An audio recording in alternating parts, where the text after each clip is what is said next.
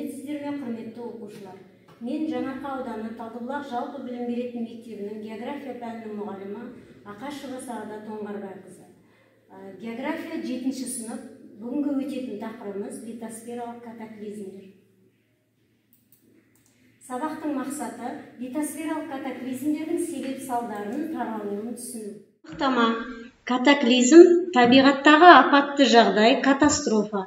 Катаклизмге жер сілкінісі, жанартаудың атқылауы, қар көшкіні, цунами, тағы басқа апаттар жатады. Жер шарында литосфералық катаклизмдердің таралу аймақтарына тоқталатын болсақ, бірінші жер сілкінісі, таралу аймағы сейсмикалық аймақ. Екінші жанартаудың атқылауы, таралу аймағы жанартау маңы. Үшінші қар көшкіні, таралу аймағы тау беткейі. Төртінші цунами, таралу аймағы теңіз жағалауы.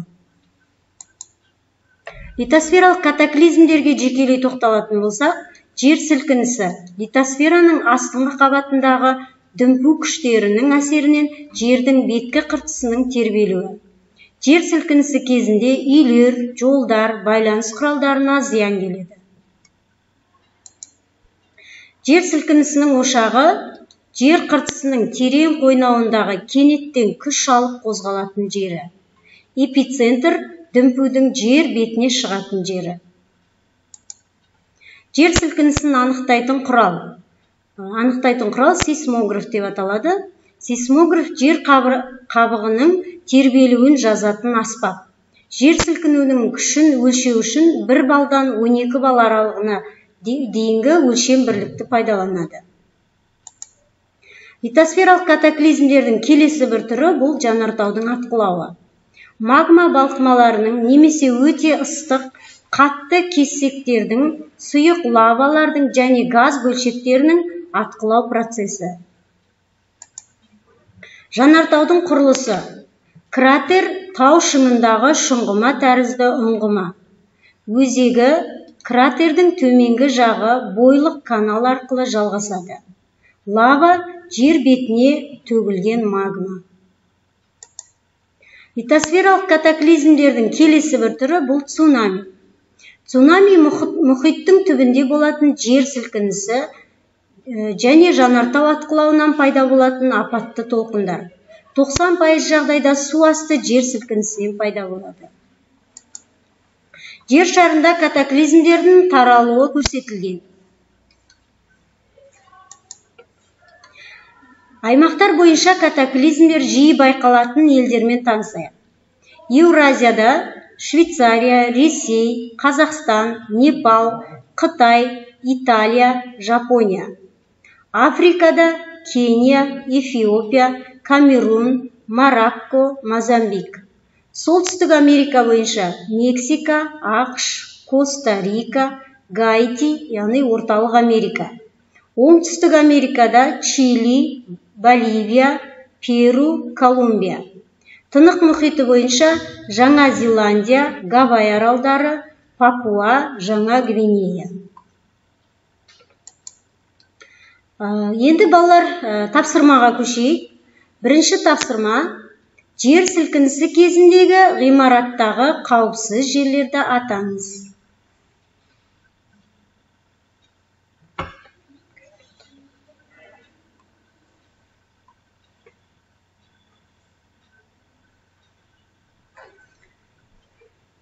Ал балалар, жауаптарыңызды дұрыс жауаппен салыстырайық.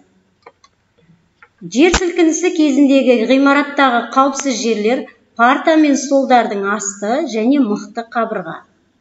Келесі тапсырма: бос орындарды толтырыңыз. Бірінші, табиғаттағы апатты жағдай, катастрофа. Екінші, қар көшкінінің пайда болу аймақтары. Үшінші, Еуразия аймағы бойынша катаклизмдер жиі байқалатын елдер.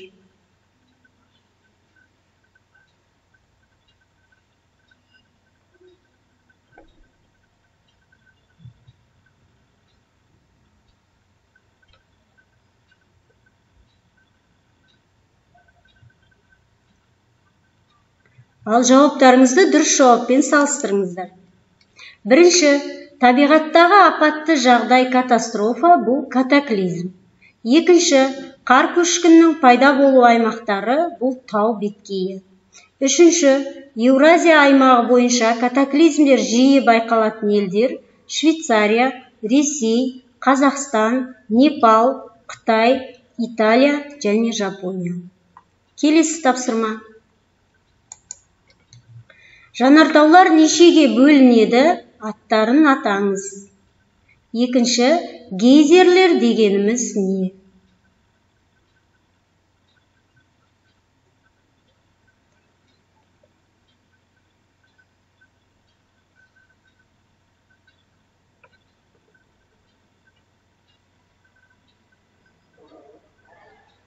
Жауаптарыңызды дұрыс жауаппен салыстырайық. Жанартаулар нешеге бөлінеді, аттарын атаңыз. Жанартаулар екіге бөлінеді, сөнген және сөнбеген. Гейзерлер дегеніміз не? Ара кідік атқылайтын булы фонтан.